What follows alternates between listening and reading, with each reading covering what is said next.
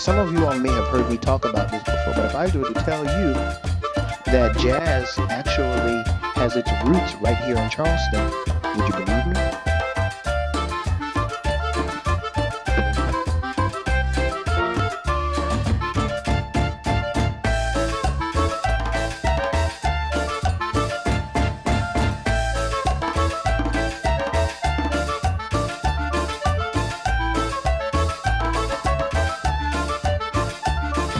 In my profession, being creative people, like Yvonne was talking about, creative minds, it's taboo to not be creative.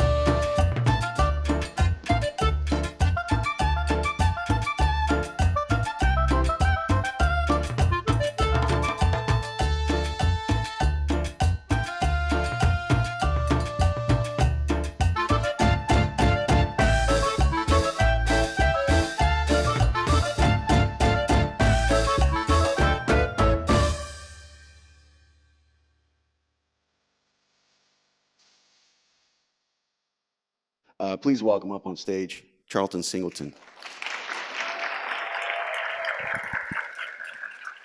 Appreciate you, bro. Good morning. Good morning. So when Yvonne asked me about doing this, and we went over to a little coffee house. We went over to Park, I think it was first, and we were just chatting about it. And he told me the topic. I got to be honest. The first thing that came up in my brain when he said taboo, and anybody says taboo for any matter, is an episode of the Brady Bunch. And I don't know if you all remember it or not, but it was this episode where they went to Hawaii or something, and they found this little doll thingy, and Bobby would put it around his neck as a necklace, and every time you wore it, it was something bad would happen. You know, he gave it to his brother Greg, and Greg was in the surf contest and something, and he got wiped out, and the surfboard cracked him over the skull. And then, Peter was wearing it while he was taking a nap, and next thing you know, a tarantula is walking up on him. Does anybody remember that?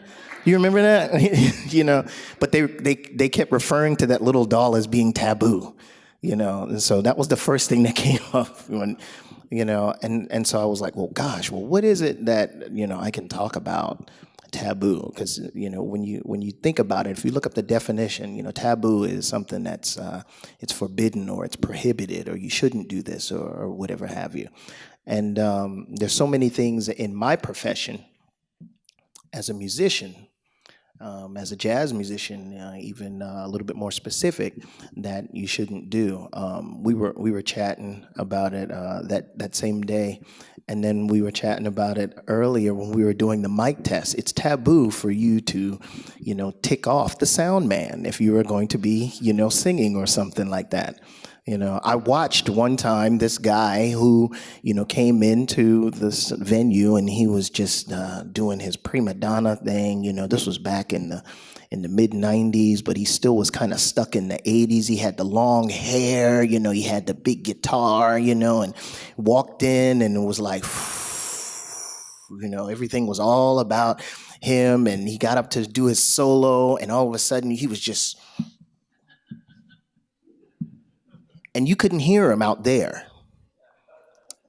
And I think the sound man just kind of went, just for a little while, So, we can take that lesson and say, maybe you should be, a little bit more complimentary and a little bit nicer to the people that you are working with, or you're about to work with for the first time. They could affect, your business per se. In my profession, being creative people, like Yvonne was talking about, creative minds, it's taboo to not be creative as a jazz musician. The one thing that we do as jazz musicians is we improvise.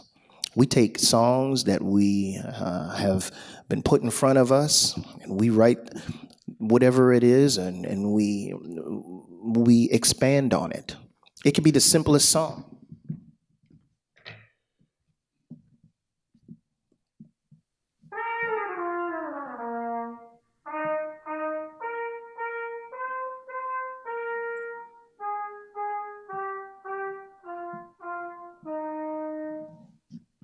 That's about as far as I can get with that if I were playing it in a show. I would have to change it.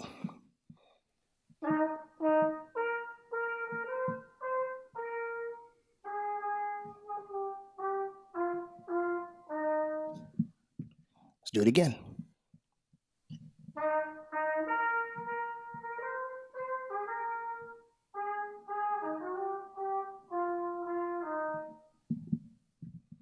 Let's do it again.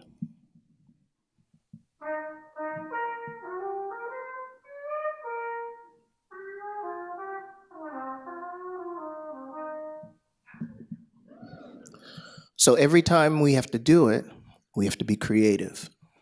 If we're not necessarily the greatest thing if you are a jazz musician. So in that kind of creative moment, it's taboo not to think outside of the box. Whatever your profession is, I would imagine that if it's something that you are making a career of, that you know quite a bit about it, that you've done the research, you've done all of your prep work, that you've figured out who was who in that particular field historically, right then and there, and how far you can push the button, the envelope. As a trumpet player, as a jazz trumpet player, I think I made one of the hugest mistakes of my life when I told a professor one time that I didn't know anything or couldn't stand Miles Davis.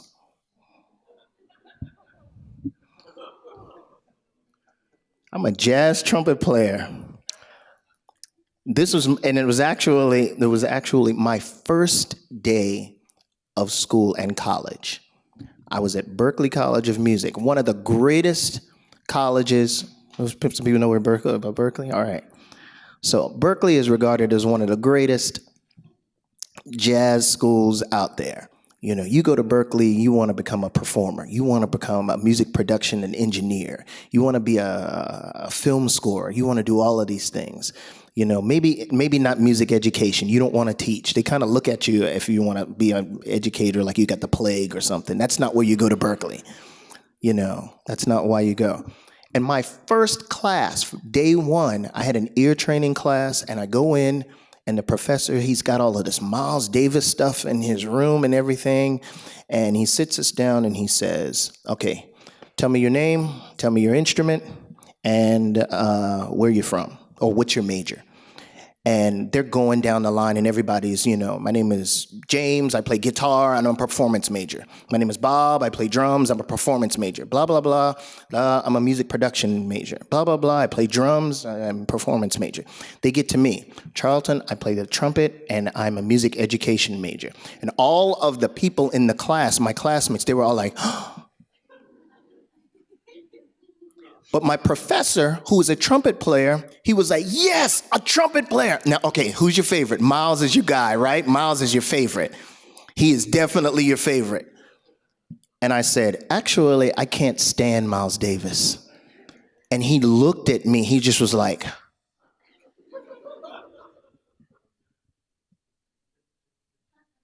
he was like, how could you not like Miles Davis? Now,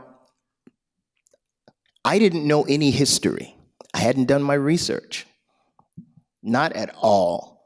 And I looked at him and I said, Miles Davis, all he does is walk out right now. The last time I saw, he was on PBS or something like that, and he walked out on the stage.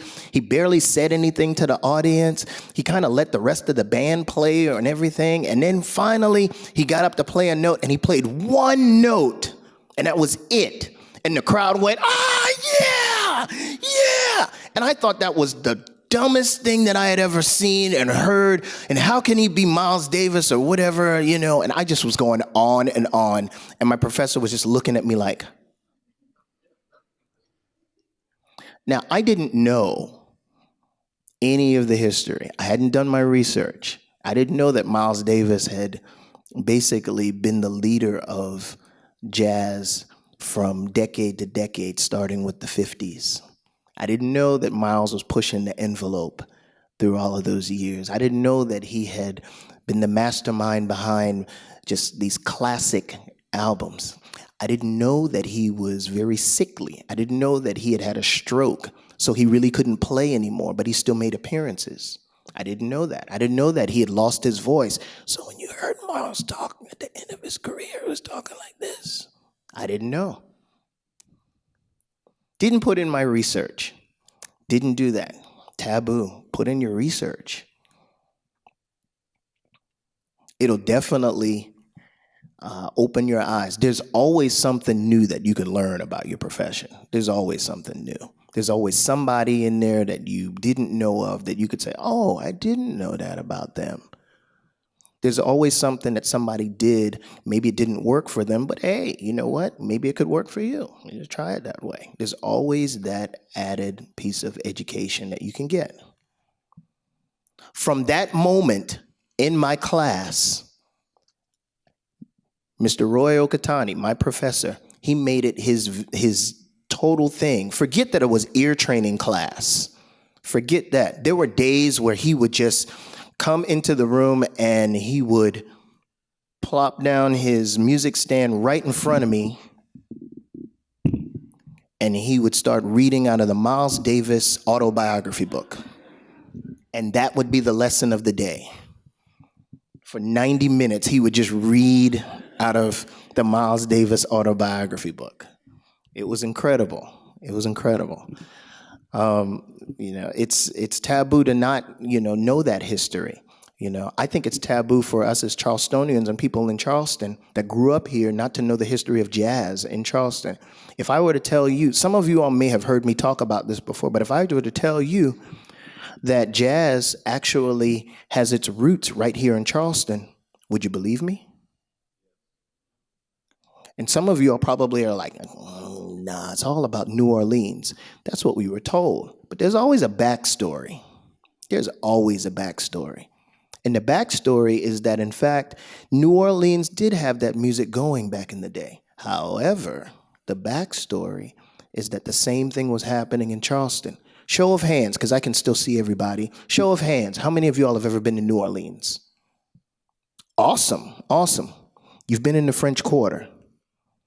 Show of hands. How many of you all have been to Savannah? Awesome. They have a French Quarter as well. Show of hands. How many of you all have looked at the architecture around this neighborhood, also known as the French Quarter? Similar? Strikingly similar. All on bodies of water. All about cuisine. All melting pots of a lot of different cultures. And so naturally, all those things were happening. You had people that were playing in orphanages, churches, other little places, little houses that were interpreting the music. Knowing that history means something.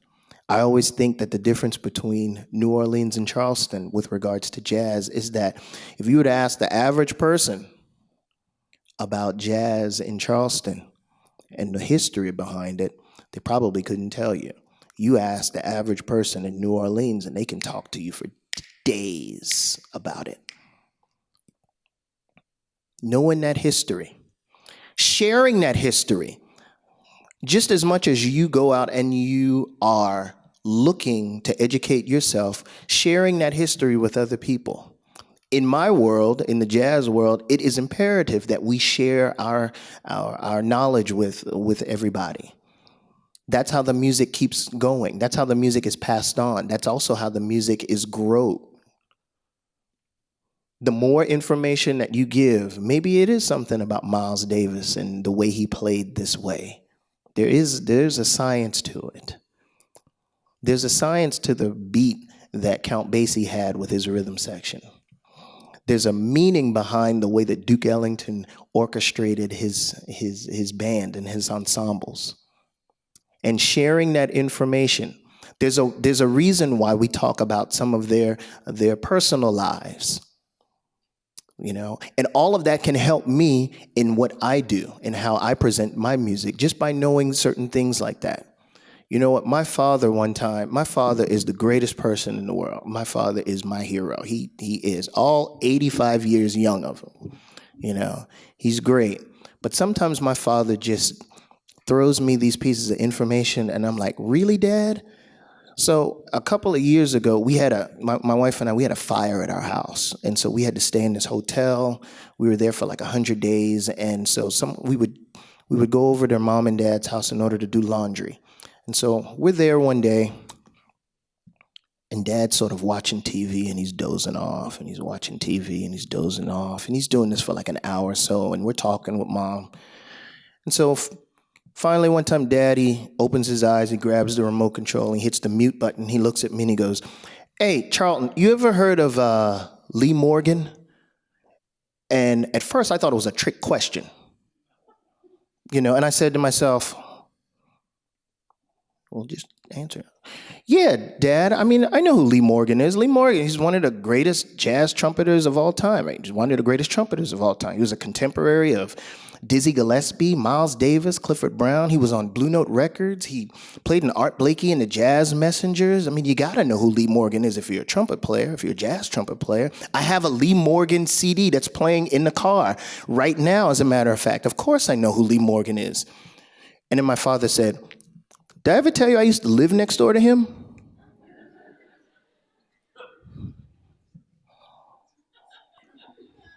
What?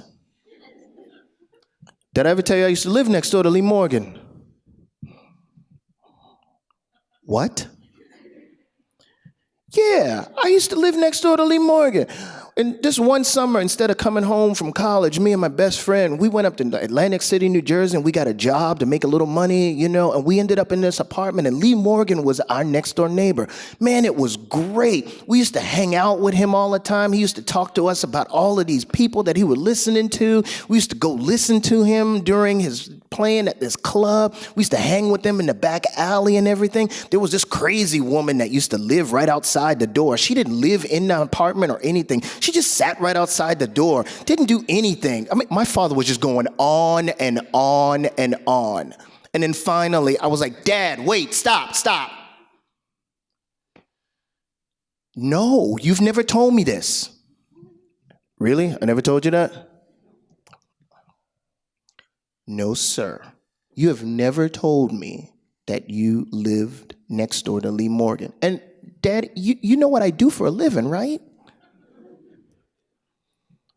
"I never told you that." "No, sir." "Oh."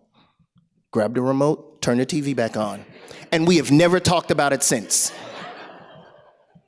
Vital information, I thought, you know, I thought maybe when I was growing up, he could have told me that. There were some times where he would sit and, simply walk into my room and he would throw a cassette tape at me. It was either something about Miles Davis or Dizzy Gillespie or something like that. Never mentioned Lee Morgan until just that time. Speaking of Miles Davis, a man at church one time told me that he was like, "You know what? Miles Davis is my second cousin." Mr. Kenyon. I point to her because she goes to the church, that I play at. Mr. Kenyon told me that one day, just out of the blue. "Did I ever tell you that Miles Davis is my second cousin?" It's like, "Mr. Kenyon, I've been at this church since 1995. And you know that I am a jazz musician, and now you decide to tell me this? Why?" Share that information. Sometimes it could be the key to opening the door for you, actually, or for somebody else. You could tell somebody some information about what it is that you do, or share some information about what it is that makes you tick, and they could counter with something. Maybe that gives you a different perspective, a better perspective in your eyes. Maybe it opens up something for them. You just never know with that. But it's all about sharing, especially in my world. Being creative in my world. Really creative. Y'all see this? It's a plunger. But in my world, you gotta have it.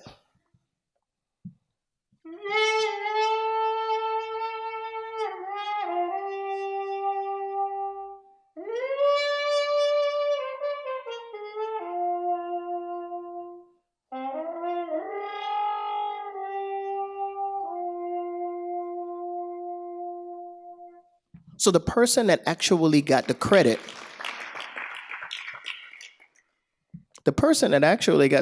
for being creative with one of these is this guy named Bubber Miley from the metropolis of Aiken, South Carolina. True. He got picked up by Duke Ellington. Duke Ellington made it a habit of coming to Charleston and picking up musicians. All those kids from the Jenkins Orphanage, man. Duke's lead trumpet player was this guy named Cat Anderson. Played with him for 20-something years. Cat unfortunately lost his parents. He's from Greenville. Unfortunately lost his parents when he was 4. Became a resident of the orphanage, learned how to play the trumpet. The rest is history. But anyway, the credit gets, people give Bubba Miley that credit. The backstory is it was actually those little orphans. Knowing that history, wow. So it's a little different every time I pick up one of these now for me. And every time I listen to the teacher or an adult talk on Charlie Brown. No, for real, that's what it is. That's how they do it. You're listening to a trombone player with one of these.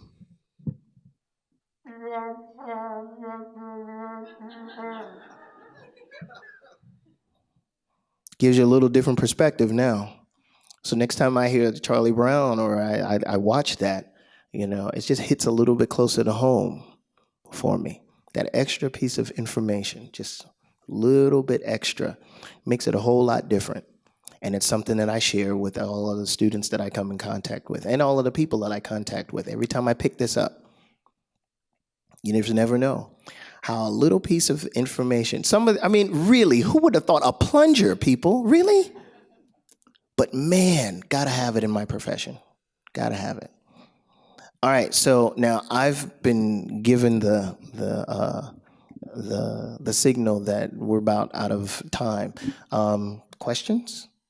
Do we have any questions? I know I kind of ramble a little bit, but I hope anything that I've said this morning can be translated to your world. We're a room full of people that have a lot of different backgrounds.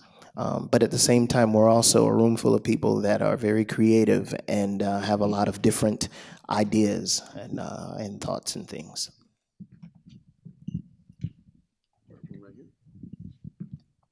Hey. Hey. Would you mind telling us a little bit about your transition from being a music education major at Berkeley to what you're doing now professionally here in Charleston? My transition from being a music education major at Berkeley, I quickly found out that for me to be a band director, which is what I wanted to do, Berkeley was not the school to go to.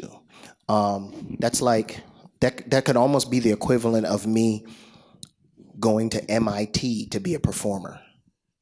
You just don't do that, And so I really wanted to go to Florida State because at that time, Florida State had one of the best music education programs in the Southeast.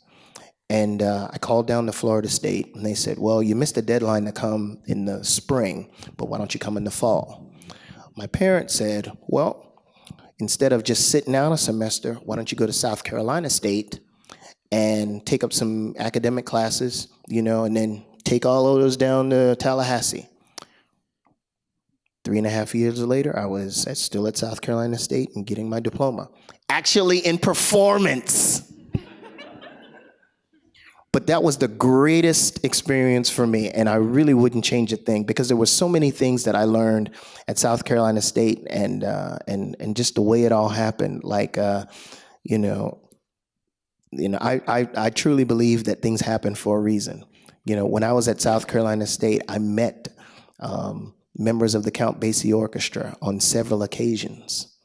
One of the guys in the music department ended up playing with some of the top jazz musicians in the world, and every time they came anywhere in our vicinity, we were all right there.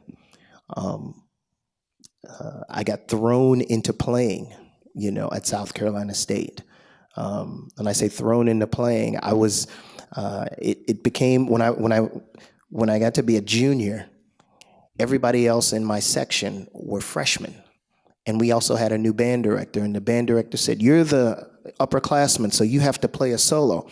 And I said, "I don't know how." And he said, "I don't care." And part of learning how to play jazz is basically jumping in feet first and not thinking about it. You just keep jumping in. You jump in, you paddle, you halfway drown, you make it over to the side, and you come back later and you jump back in. So that's part of the process. Yes. If you didn't like Miles Davis, what made you want to be a jazz trumpeter at all? Actually, I didn't want to be a jazz trumpeter at that time. Touché. And I told, and at that particular time, and I told Roy that, the professor, I told him, he said, "Well, if you don't like Miles Davis, then who do you like?" And I said, "Wynton Marsalis is the greatest of all time." Now, at that particular point, this was 1989, okay? In 1986, there was a very infamous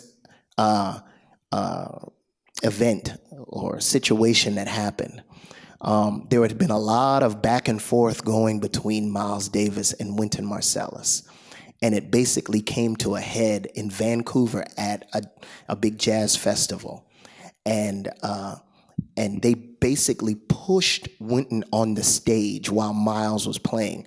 And the crowd just went crazy because we're about to see the old guy that's like still the legend, Miles Davis, and this young, up-and-coming, brash, arrogant, but very good, trumpet player, and Wynton Marsalis.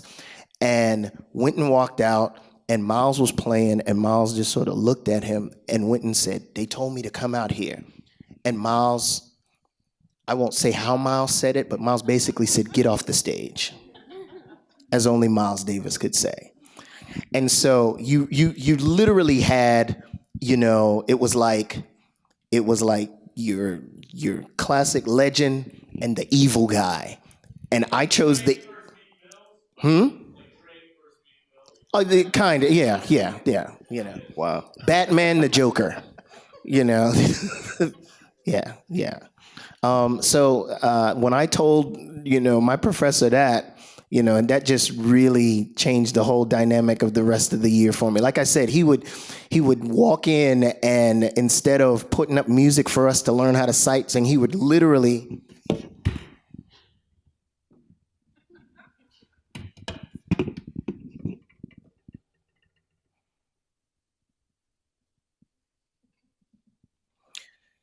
I decided that I was going to put a new band together. And in this new band, we would have John Coltrane, and he was like looking at me. He would read, it was like scripture to him, He's, and he just made it a point to do that. So, I bought the book too. Yes. Another question here? No? Yeah. Oh, there's one right there. I'm fascinated about the jazz history of Charleston. Is there a place that we can purchase a reference, or can you elaborate in just a couple of minutes maybe on that? One thing that I always point to everyone is the Charleston Jazz Initiative, which was a group that was led by Karen Chandler, Dr. Karen Chandler, who is over at the College of Charleston in the Arts Management Department, and the late Jack McCrae. And they spent a number of years basically researching, all of these people, that had some sort of connection to jazz with regards to South Carolina. They tried to pinpoint a lot of it with more so Charleston musicians, but definitely from South Carolina. South Carolina is deep.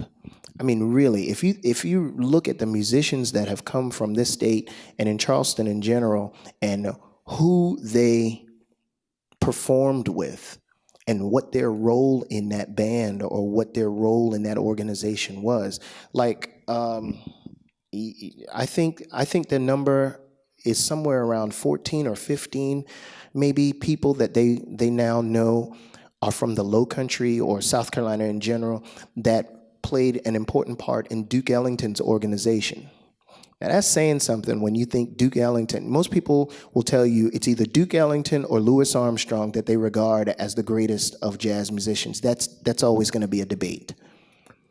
And when you look at the fact that Duke had to have all of these people in order to make him be what he is, he's a great, arguably one of the greatest composers of all time, period. Some people have that debate about Duke Ellington and Mozart and Beethoven. It's an interesting debate. Think about this. I always tell students this. I said, have you ever written a letter or have you ever written a term paper? And they'll go, yeah. I said, okay, think about writing 2,000 of those. And they're all different. That's how many compositions do you get when you talk about Duke Ellington. That's a lot of writing. That's a lot of writing. CharlestonJazz.net. CharlestonJazz.net is the website for the Charleston Jazz Initiative. And on that website is just a ton of information about it all kind of centers around the Jenkins Orphanage and what those little orphans were able to do. I mean, they were playing for presidential inaugurations. They played for the Queen. They were doing tours all over. They had upwards of 6, 7 different bands going out and tour to support the orphanage.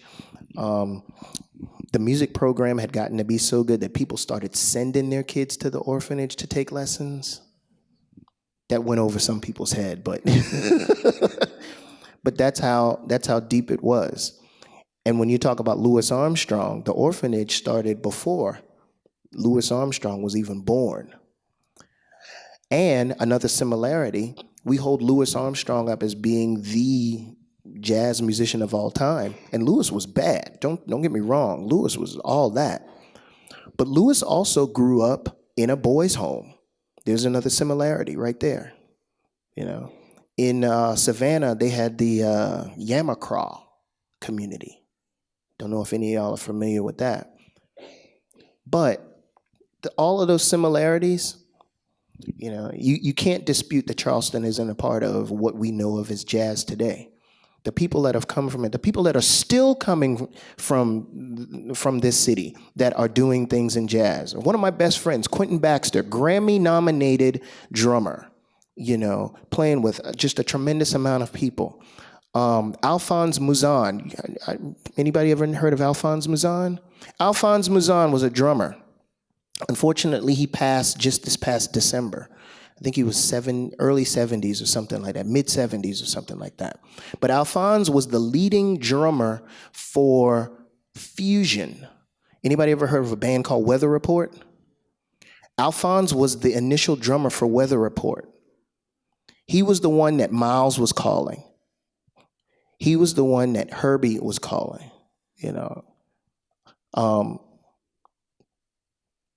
He's from North Charleston. Right there. He went to Bonds Wilson High School. Any of y'all ever drive out of town and you see the Lonnie Hamilton III interchange when you go past 526? Mr. Lonnie Hamilton. Lonnie Hamilton's about to be 90 years old. He was the last band director at Jenkins Orphanage. Lonnie was his teacher. Lonnie still plays. Cutthroat. Lionel Hampton, arguably one of the greatest vibraphonists of all time, used to come to town and look for people specifically to put in his band. Lionel Hampton was ruthless with it too. He would be sitting at a jam session after they would play, and he would listen to people play. Let's say you played trumpet, and he heard you play, and he said, wow, you're really good. My name is Lionel Hampton. Would you like to join my band? And of course, everybody, you're Lionel Hampton, of course. He'd be like, all right, how soon can you get your stuff together? Can you leave like tomorrow morning? Fabulous, fabulous. I know you've been my trumpet player for a while, but things are just a little different now. And, well, here's the money from tonight, and we'll see you later. That was Lionel Hampton. And that happened in Lonnie Hamilton, actually. He was offered. Mm-hmm. That's cold. We have time cold. for one last question or a final thought from you, Charlton. Continue. I always like to use that continue to press forward, continue to be creative, continue to inquire, to continue to collaborate, continue to share, continue to just take whatever you have and not be settled with it. When you settle for it, that's when it might become a little boring. When it becomes a little boring, that's when things stop to go forward. So continue. Thank you, Charlton.